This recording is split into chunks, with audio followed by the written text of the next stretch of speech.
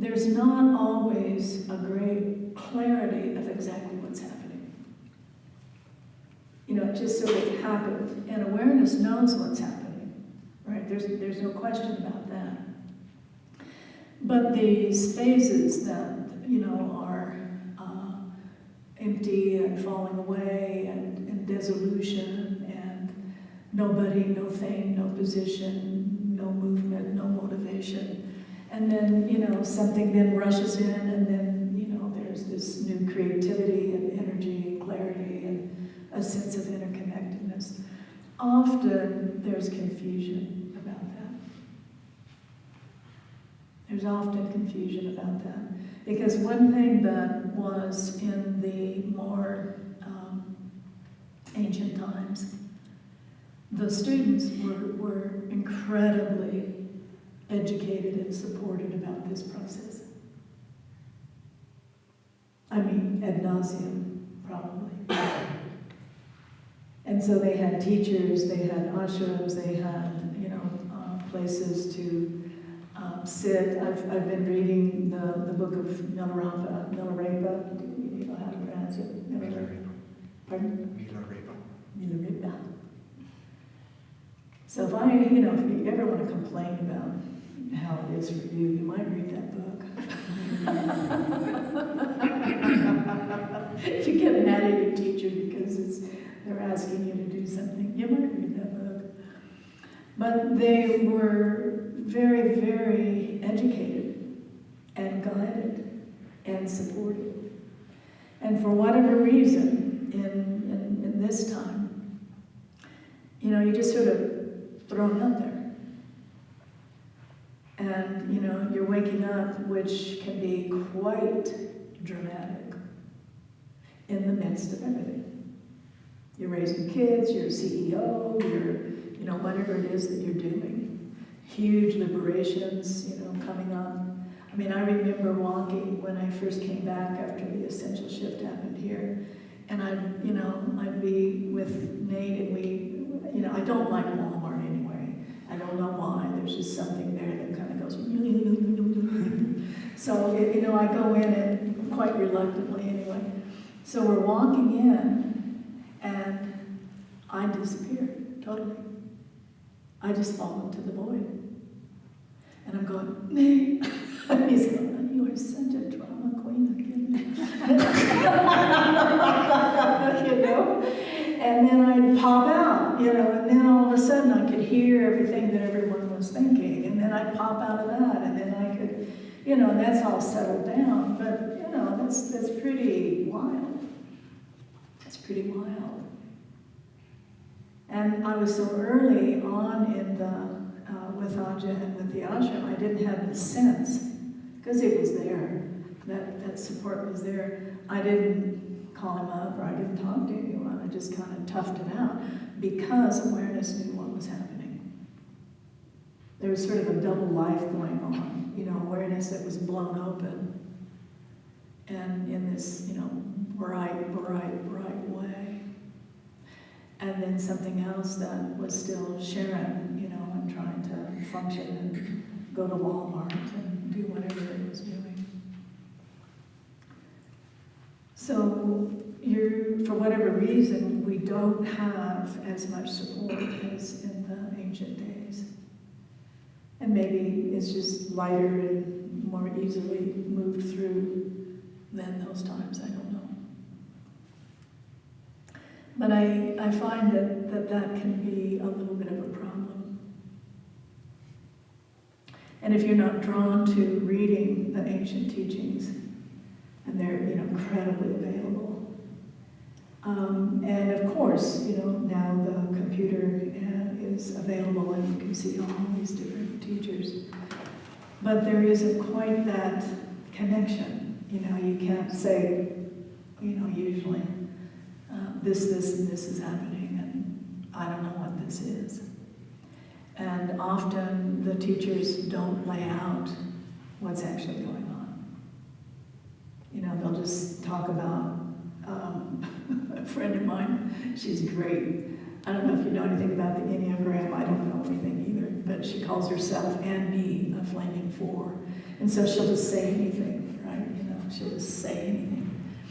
And she said, if I hear one more time, all you have to do is just like look at yourself and there you are. There's nothing else to do. She said, I'm going to puke. Meaning, how often are you going to have to hear that? You are who you're looking for. It doesn't really work out when you're in the midst of one of these phases. Your whole life is crumbling, right? It doesn't really work out. It doesn't really help. In fact, those kind of classic Advaita teachers are kind of fading out. Have you noticed? You just don't hear them as much as you did.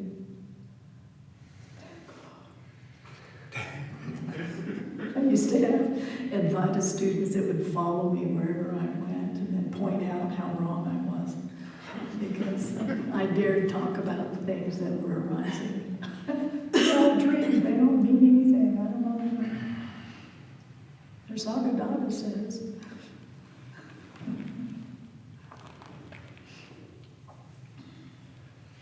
I know here, as much as I have been intimately in relationship with my teacher, and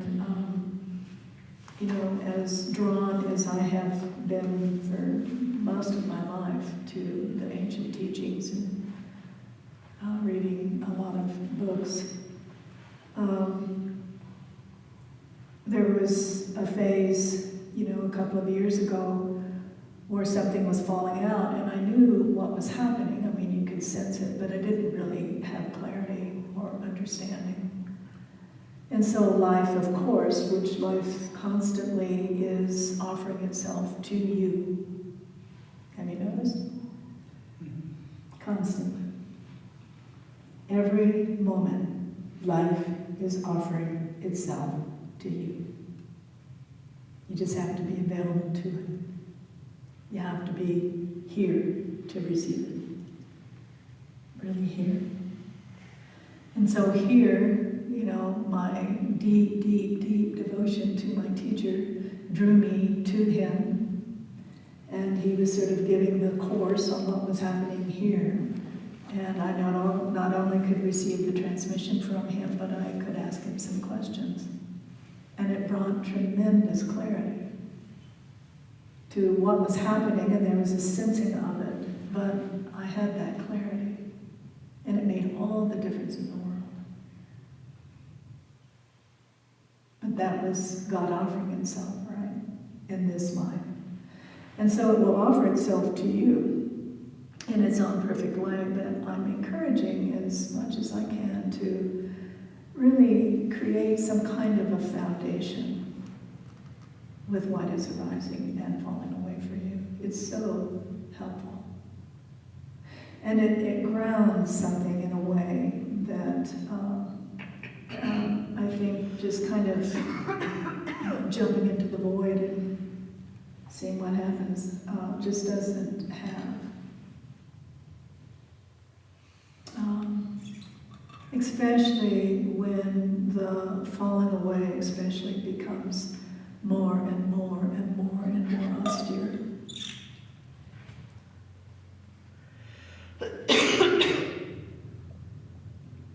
It becomes so complete that the mind just really can't imagine it. It's not equipped to do so.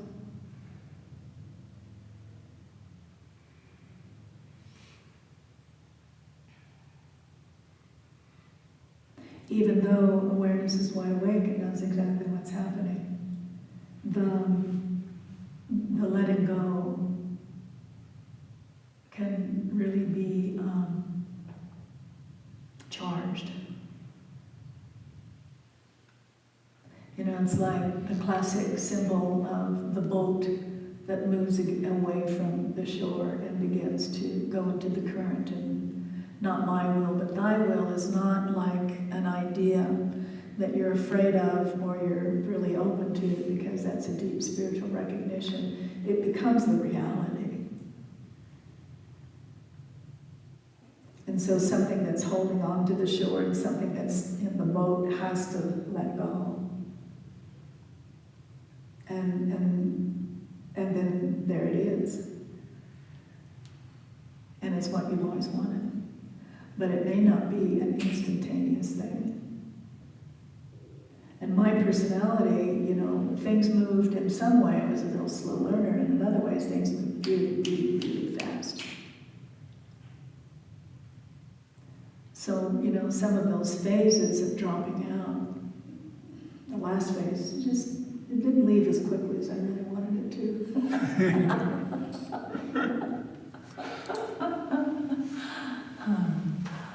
No one told me this! Even though I've read it over and over and over and over. But experiencing it is a little bit different.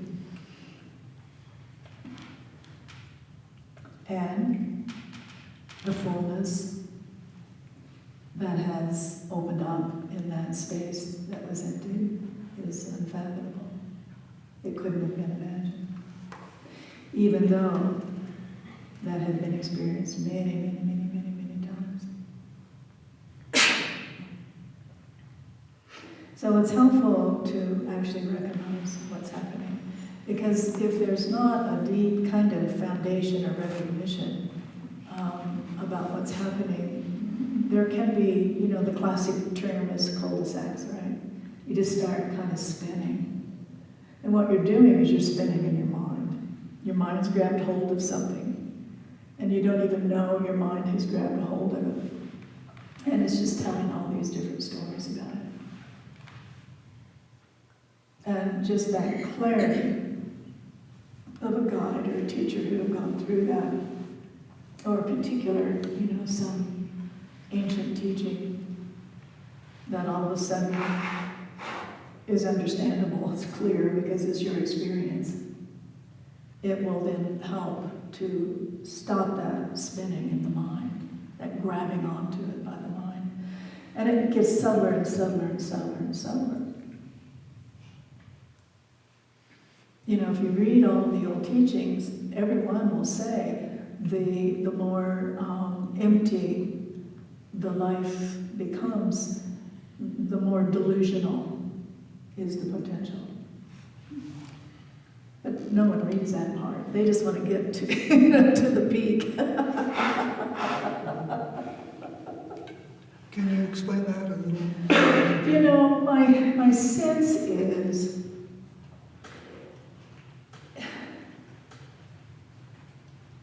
first, you know, we were talking last night with Jane. My first sense is that arrogance can really get a hold there. I'm awake. I got it. And that's the truth. And I'm not saying that was with you, but that happens a lot. I mean, just look around how many teachers have stumbled on the path, right? It's really quite frequent. So that, I think, is one of the greater delusions, is I've arrived. I remember when I had that interview with Rick Archer, and that was some time ago, and I think that it's changed now. It's gotten more mature, actually. But he was saying that the question that he asked every teacher that came on was, when the essential shift happened, was that it? Had you arrived and were you complete? And he said 80 to 90% said yes. Right. Now, what's being said in the scene, right, it's a scene, don't kid yourself, is that's the beginning. And it's now wake up and then grow up. That's the new term, right? What's the guy, Ken Wilber? That's his thing now. So everyone's saying it, you know, wake up, grow up, you know. So I think that's one of the great delusions. And it's very, very subtle. Because one, you find out, the more this wakes up, and you know, I was sharing with you, I went through this really obnoxious, awful kind of phase of arrogance, and I knew what others should do, should say, and what was true and what wasn't. And it felt totally real. And it also was, it just sort of had to happen. It was like some phase that truth, or I just couldn't sit around with, I just couldn't do it. But, it's just like a teenager. They've got to go through those phases. And they're obnoxious, most of them. Oh my God. And then they get to be, 20 or 30, and all of a sudden, they realize how wise their parents actually were, and their parents really did love them. And, so you go through those phases. That's why I think it's so important to really understand that. If you have one mantra, it's beyond, beyond, beyond to the other shore. And just say that all the time. That's why it's, in all Buddhist sects, it's a sutra. It's the Heart Sutra. There's a reason for that. And the other, I think, is it becomes so empty, so without a location, so without an identity, a motivation, anything that is moving the life. Anything but that. That it can be disorienting to live in the life. Used to people that were in that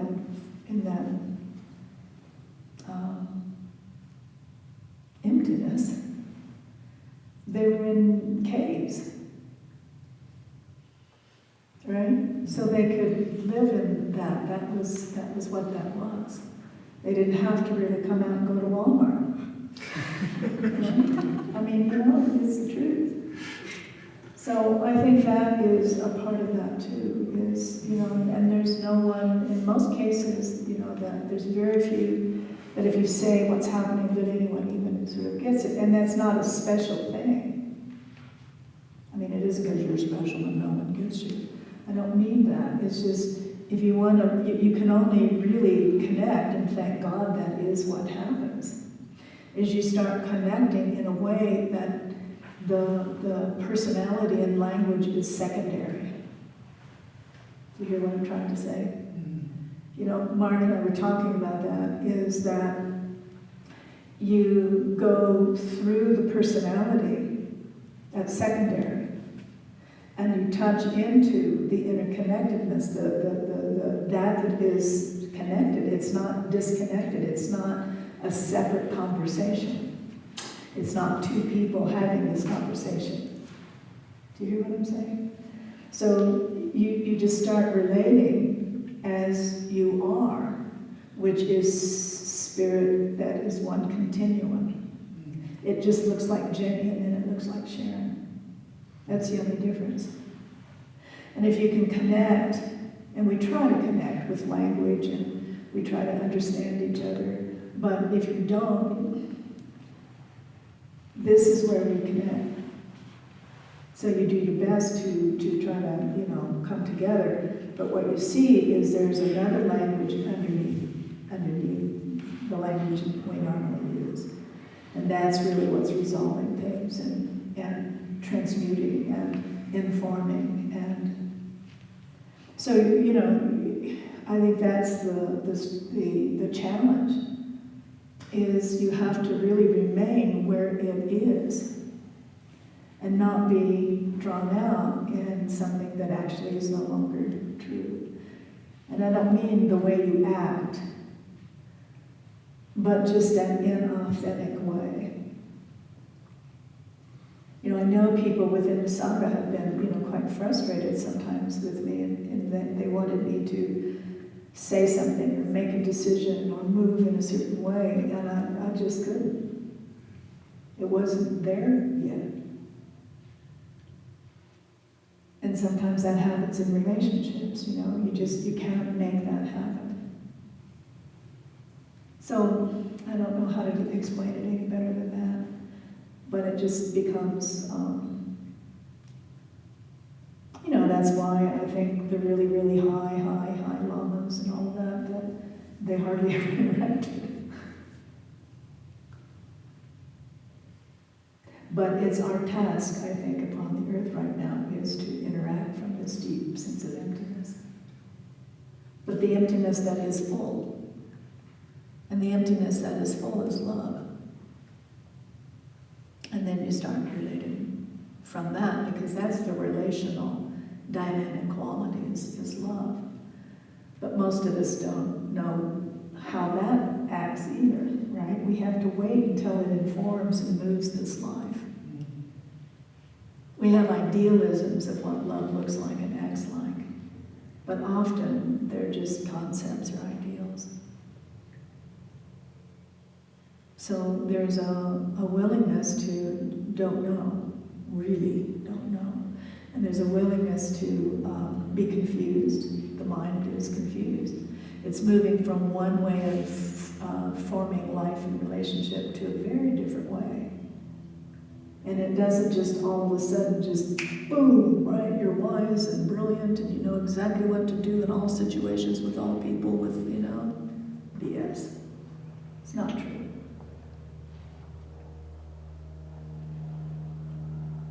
It's just not true.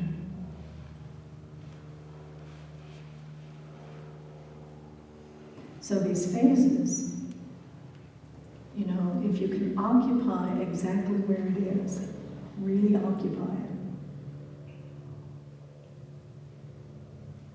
then everything that is actually being freed and transmuted and revealed and reformed can happen.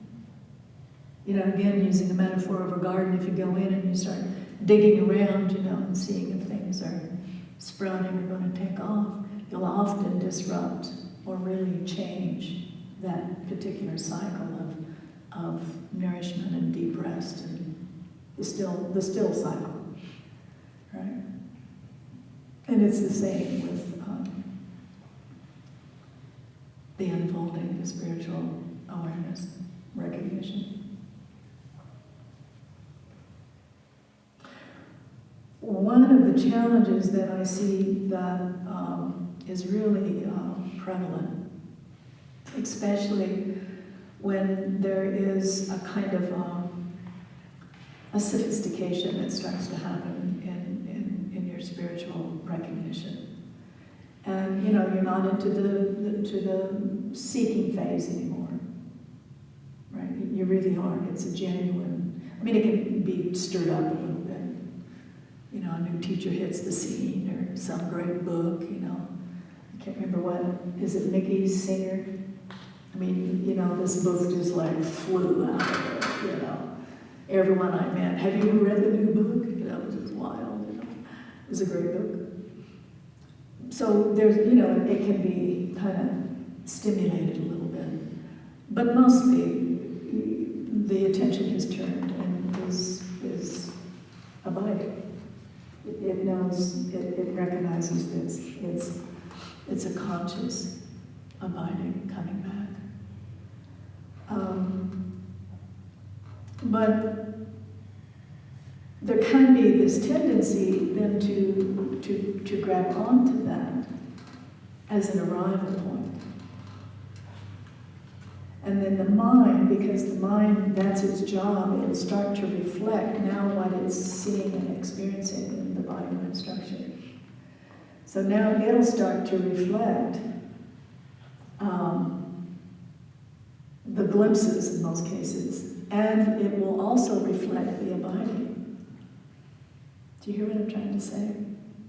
It can't reflect it until it starts to observe it. At first, when all of the shifts start to happen, the mind actually doesn't know what's going on. I've told the story many times, but when the shift happened here, it was like someone went in and just literally cut all of the wires. And so the mind, except for this very functional way, was disconnected from actually now what was happening. It was weird. It was really kind of strange. Was it quiet? No. Well, no, it was just like, you know, just sort of crazy. You know, it was like, you know, I don't know, you cut off something that goes, sort of like that. Now it rewired up. But, you know, I don't know if it was a good thing, you know. But then after a certain point, you know, you've been meditating a while and you really are, it's a true abiding that, you know, you've come back to that is constant and true. And then the mind starts to talk about that, because that's its job, it reflects. And so all of a sudden, instead of this very alive and rich and, you know, kind of awake and new and fresh view, now it's deadened. And it repeats itself. And it's kind of reporting, and according to how you're wired up, it'll go. Cool. I'm in. And it isn't that, you know, apparent, but that's really what it's doing. Because it's the greatest human achievement. It's the greatest human achievement, is self-recognition. So it isn't like the mind is an evil entity, it's just it's doing what it does, and what it does is reflect what it sees. I can remember, Nate and I were going someplace for dinner, and we were talking about awakening, which is a lot of our conversations, especially at that time.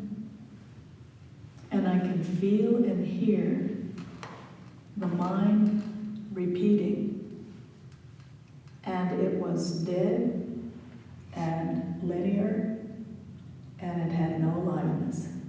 And I went, that's what that is. Because you've never heard the spiritual mind before. Do you hear what I'm trying to say? Because it never saw it before.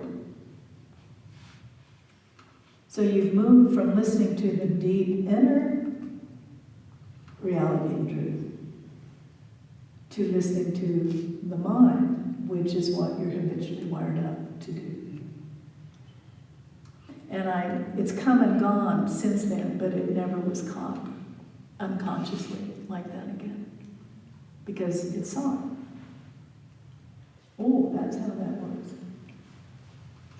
And I can hear it when we talk with people. I don't have a judgment around it. I can just hear it when it's become that for someone who has very, very deep and genuine. I mean, it's not, they're not faking it. Sometimes you can hear people fake it. And then usually you just go, well, see you later.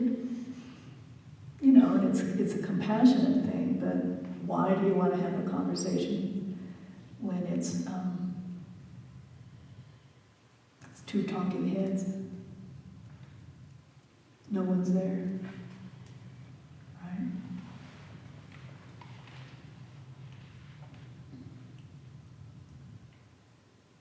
So beyond is this astonishing mantra to keep into your heart at all times.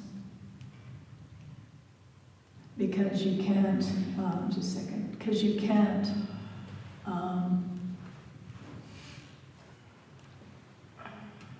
you can't grab it very long. You're going to grab it. You might as well get used to that. But you can't grab it very long. Did you have something just right there? No, say. When I hear beyond to the other shore, it takes me outside of myself. Can you explain? Well, good. And I mean that. That you've been talking about here is where this awakening happens. It happens here, and then it expands in infinity. So that's what that is. Right. Okay. So it's good it takes you out of your sense of self. But yeah, you have to occupy your body. It's here as brilliantly and as vastly and unfathomably as it is in multiple galaxies. That's what you start to get. So if you exit and ascend, you've ascended out of this life, which is right now anyway, is what you're experiencing. Why would you go through all the problems of being born, going through everything that you go through, right? Put your mother through what you put your mother through, just being born, and then exit all the time because you don't want to be here. What is the point? The point is to be fully present right here in this body, but do not be bound by this false boundary or image of this body. You are within and without all at the same time, and the mind cannot do that. It cannot hold that. It's impossible for the mind to be able to hold and conceive that. That's why the mind is not the instrument of awakening. It's a brilliant instrument. It serves this life. It eventually will get on board, and it will serve humanity. Right now, it's not really doing a very good job of serving humanity, is it?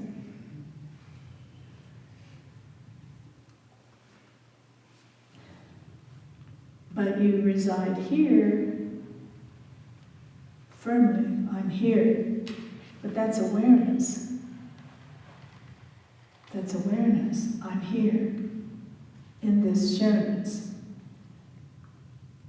But there's no boundary. There's no location. If you really look, you can't find yourself. And that's disturbing to the mind. That can be quite disturbing to the mind.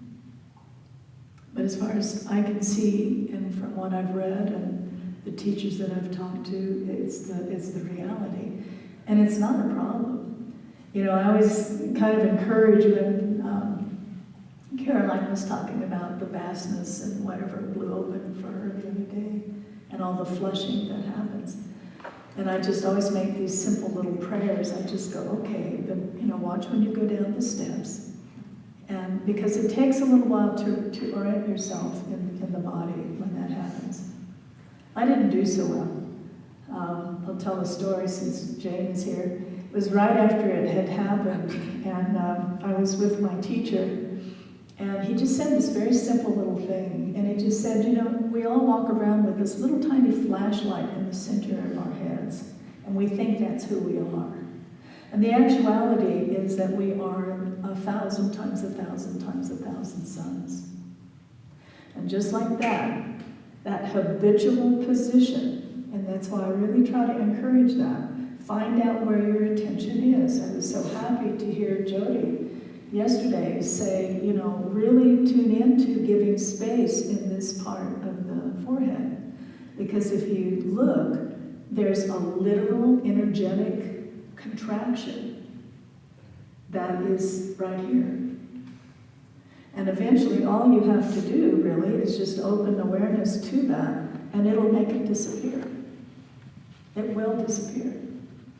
And then instead of this kind of, it's just this open space. But your perception is not coming from here anymore. It's coming from here, from here, from here. So right after that happened, we went to our friend Jane's house for Christmas. And I was coming down the stairs, and I just went,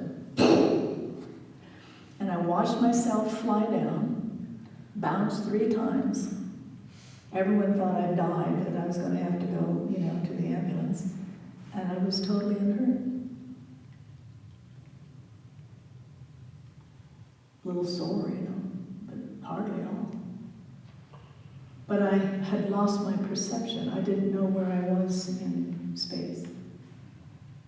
So you have to kind of watch that. Because now your body is having to orient in a very, very different way through space. That's why it's so helpful, the best that you can is to really be, using that Buddhist term mindful, but not mindful. Just be present. Feel the foot as it hits the floor, right? Feel yourself in time and space.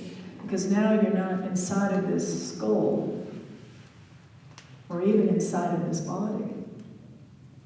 You're fully occupying the body, but you're occupying the vastness of space at the same time. Are you finding that, Caroline? The way you're moving through space is changing?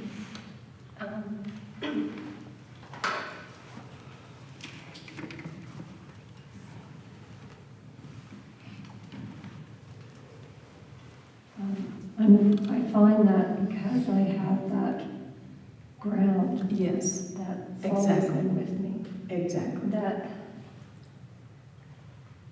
when I find it's difficult maneuvering, Yep. then I go right to that ground. Perfect. And Perfect. That's why it's vital to have that. It really is vital. Perfect. Great. Yeah. And again, I'd like to hear tonight, Robert, maybe how it is for you. But often people who have spontaneous awakenings, they don't have that firmly conscious. They haven't cultivated it. And it's really important for it to be cultivated. Really, really, really important. And often, and I don't know why, people in the non-dual tradition, they either cling to emptiness and they want nothing to do with, the world. Or they're just into love and there's no practice and there's nothing that you need to do and whatever, and no cultivation and whatever. And, neither is true. Neither is true. There's a reason for these cultivations. And it's been through time that they've been offered.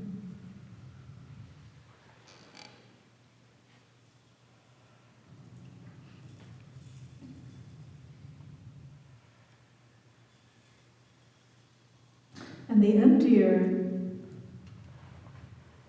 and that at the same time, and that's what happens, it's at the same time, the more vast and the more full this life is,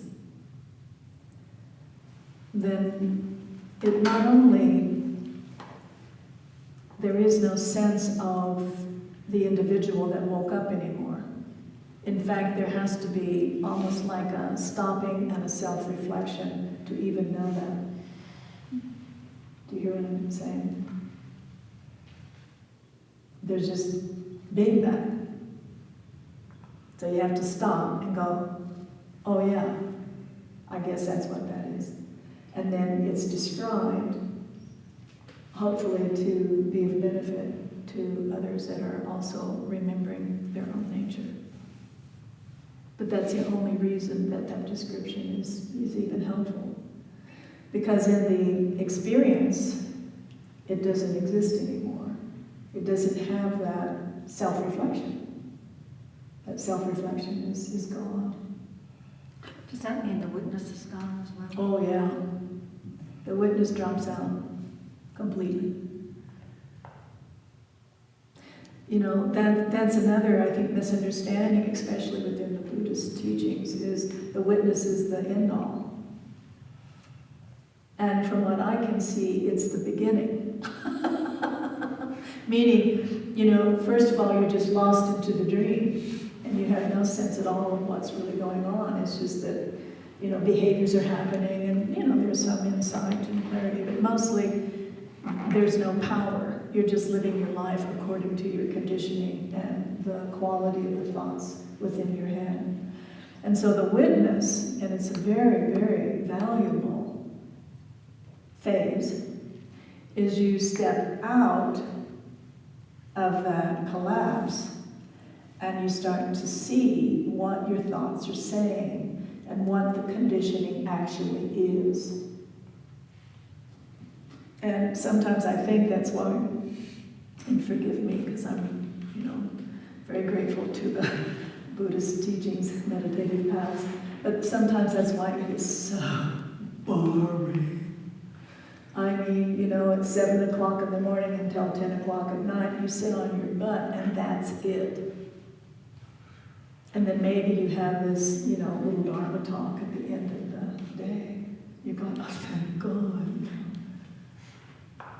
Because you are so bored, and I'm speaking my own experience, and I loved meditation and retreats, is then you're forced to look. And you look, and you look, and you look, and you look, and you look for hours and hours and hours and days and days. And then you start to see from the witness view what the contents of the mind actually is. And it's insane. It's insanity, most of it. It's amazing. So that's the witness. And then there's a certain point where that is objectifying, even though it has separated out from you know, the identity of the person, that then it comes back into itself, that collapses, and then one starts to see directly. And that's really the difference between the direct path and then more of the gradual path. And then there's just eating, there's just walking, and yet it's awake. You know, it's awake, and it doesn't deny the individual life. In fact, it imbues love in the individual life, and it imbues kind of a richness and an interest and an engagement. Kind of a sense of humor about it all, right? There's just this kind of like this little joke, and not you're laughing at someone, you're laughing with it. You go, oh God, we all think this is like real. You know, we think that this point that we're like, you know, willing to divorce and beat each other up over is real.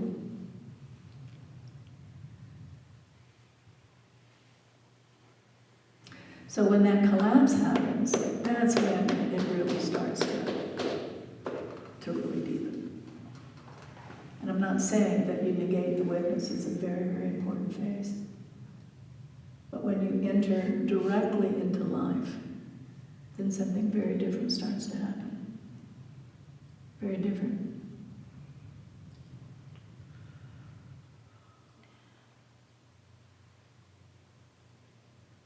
And from what my experience has been with that, there's just these subtle little gaps, and they just keep closing and closing and closing and closing and closing and closing and closing. And the gaps in most cases are consistent or held. That isn't the right word. They're full of fear, repressed conditioning, memory. And so you're just a little bit away from what is. There's this little gap. You can't fully enter. That's why intimacy, you know, we just want intimacy, right? We're born wanting intimacy. And we keep thinking it's with another human being, and of course, that's how we experience it. But that intimacy is intimate unto yourself. And then if that's there, intimacy with the other human being it's just naturally is. So the more this collapses, the more intimacy is just actually available. Now it doesn't mean that you can't, in relationship, have your own intimacy and be able to work through patterns that sort of then allow greater and greater intimacy, of course. You know, that's our play with each other, and it's the great pleasure, and it's also the source of the greatest pain, right? I don't remember his name, John Wellwood. He's a wonderful writer and talks, he's a therapist, does anyone know? He wrote, was it The Wounded Heart, maybe? The first book we ever read. first book you read? The Journey of the Heart. The Journey of the Heart. And that was such a beautiful book for us because, you know, he talked about being in relationship, yearning for a deeper intimacy, and the only way that that could happen was to move through the wounding of the heart. It couldn't happen any other way. And so most relationships, they back off when they hit that real vulnerable, painful place. And so this helped us to be able to then turn and go into the wound. And then once you do that, you realize that it's worth it. It may take a while because, you know, it's very, very painful. It's your most vulnerable, painful thing as a human being. But then you turn and you go through that, and then on the other side is a greater intimacy. That gap has collapsed. And then there's this meeting in a way. But I think it was him, someone was telling me quite recently, he's written another book, I don't know the name of it, and he said that no relationship will ever be all that we want and need it to be, because it's only the relationship in this isness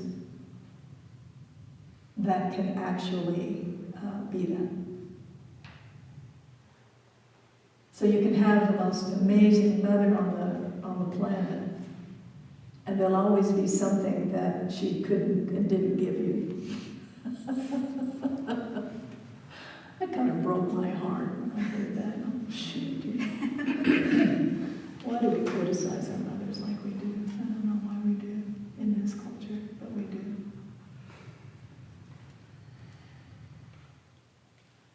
Because no one can be that for you. And then you just start, and it isn't a sacrifice. You know, it isn't like you go, oh, well, you know, that person can be everything. It's just that you come back to yourself completely and wholly and truly. And what you're looking for another human being, it wakes up here, and then you can be fully intimate and available in a way that you could have never dreamed of before to the other human being. But you have done your work, you've come back home and you've given what you are asking that other person to give you, which they can't, of course.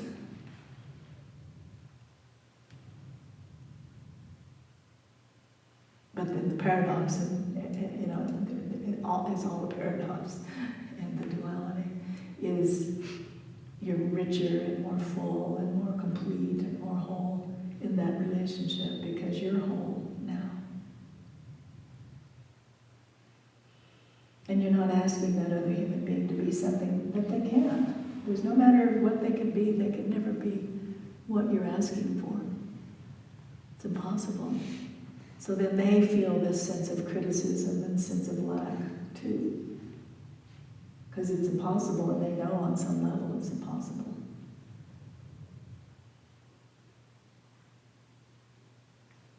So that's that fullness, you know, the emptying is the emptying out of any sense of the conditioning that still is echoing in there that goes, it's not enough.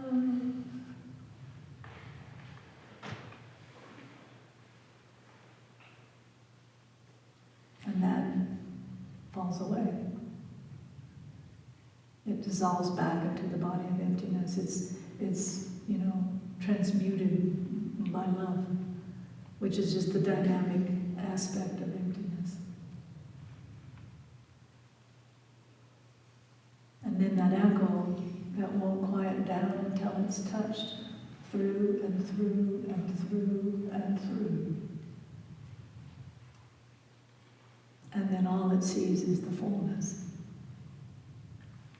and the intimacy and the unconditionality of life, even though, you know, there was another dream in the spiritual community, and that was like, nothing bad would ever happen to you again. If you're in the body, man, you know, it's things happen.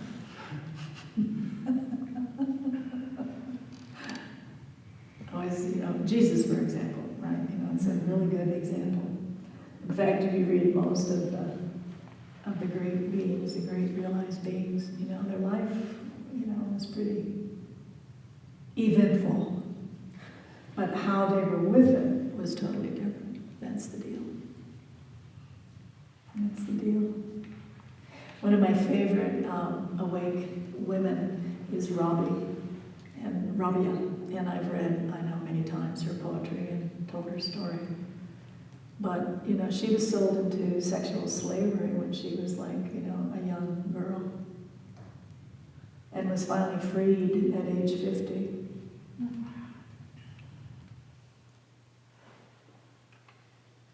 And she supposedly, of course she doesn't get credit for it, was the great inspiration for Rumi and for his poetry. She was considered one of the greatest poets. And one of them, I can't remember it exactly, but she says, here, I can't remember it. Something, spinning and dancing in light, but I think I'd rather just peel potatoes. Right? Just that totality. The total disappearance into the light, and yet it's peeling potatoes. Same. There's no difference.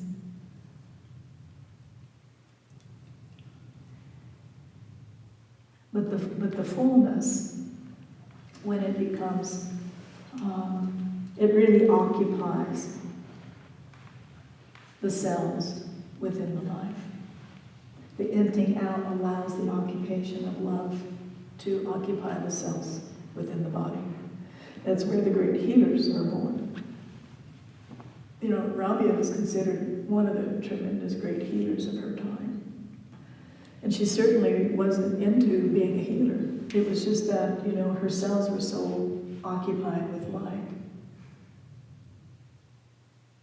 that if someone came in her presence, that transmission was so complete and profound that called out the density called disease and let the light fully occupy that body. I mean, Jesus, he's so totally occupied who he was, he just called out what was not true. Pick up your bedroll and look. And they did. Open up your eyes and see. And they did.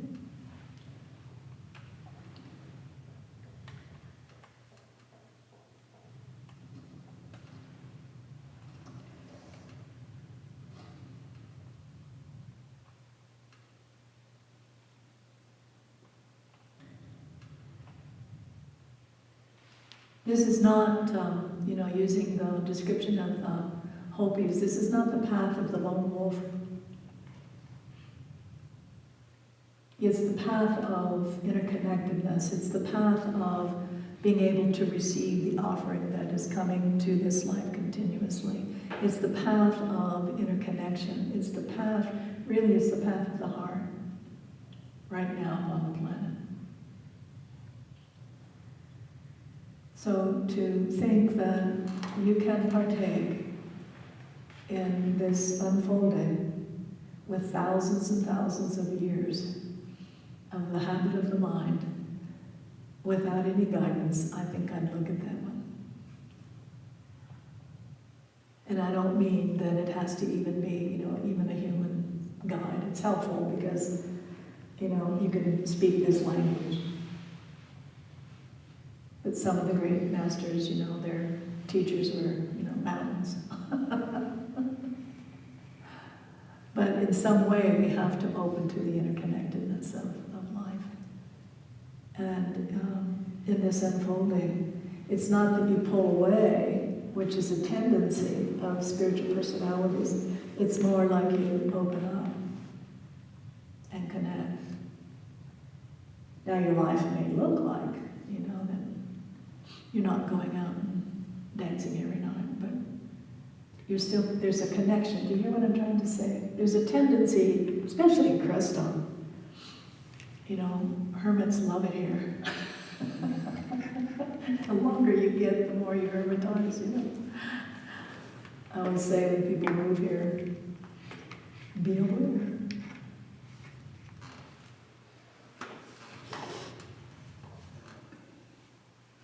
And that's fine, you know, it doesn't really matter, but I don't think it's the time to pull back at this point on the history of the planet. I think it's time to really enter. And it's the time from this opening that is the separate self is dissolving, and in its place is this love and recognition, not a conceptual idealism, but recognition that we are all interconnected. Then the question always is, how can I help? How can this life with these skills and these uniquenesses, how can this life serve that? And it isn't because you're a nice person or a holy person. It's because awareness or spirit or love, whatever you want to call this, that's its natural movement. It looks for ways of contributing. It looks for ways of giving away its skills, whatever they are, to be of benefit to all beings. And the recognition that everything that wakes up within this, if that is truly seen through thoroughly, and love occupies that space now, that was knotted and confused and unconscious, that also is for all beings, right? How could it not be?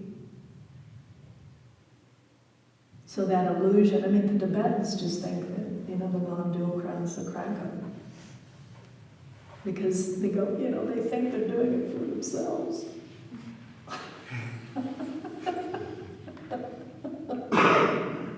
Right? Do you get that? It changes everything.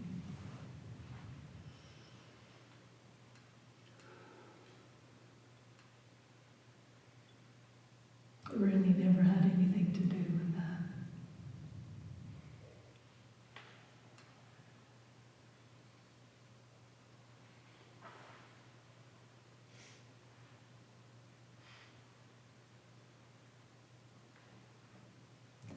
There's a wonderful film, I don't remember the name of it, it was about these shamans in Peru, and they call them Paco.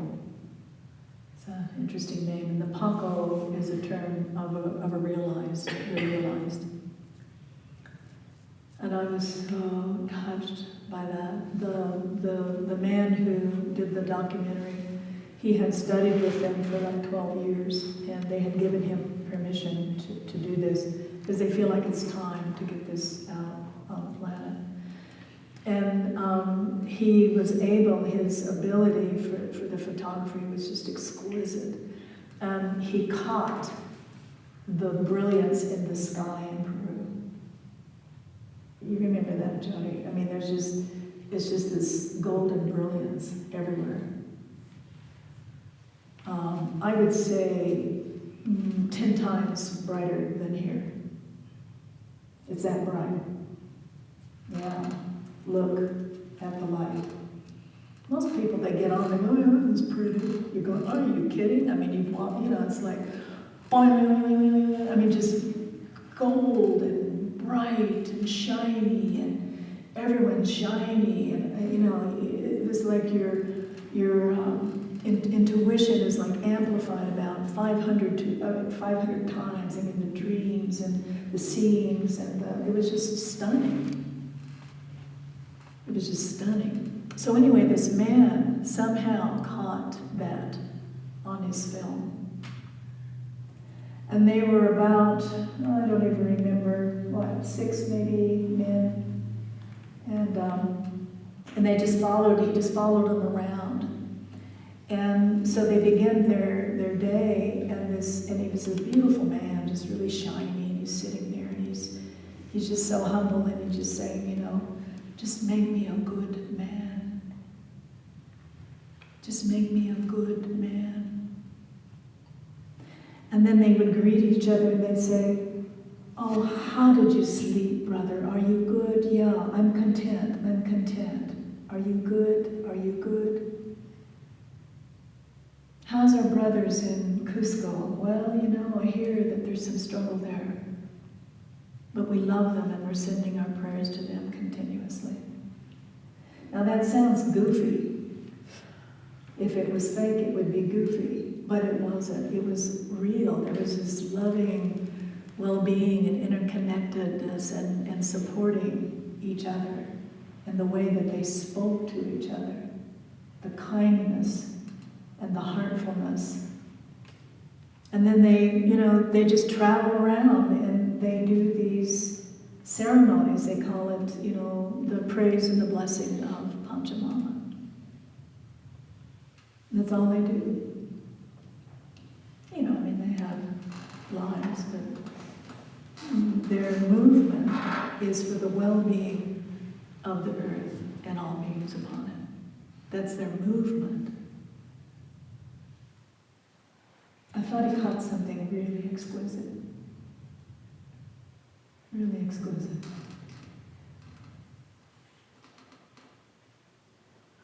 And it's timely, as I've shared, they came down from safety and sanity, that was 15,000 feet and above, to escape the Spanish, and they came down to help us to be able to make this transition, and they call the transition bringing the world right side up. And they've sacrificed tremendously for it. Tremendously, they've sacrificed.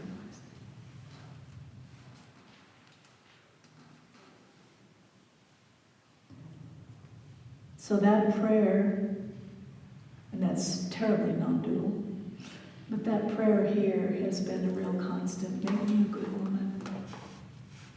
Just help make me a good woman. Help whatever this life is awkward and as, neurotic and whatever it is, because it is.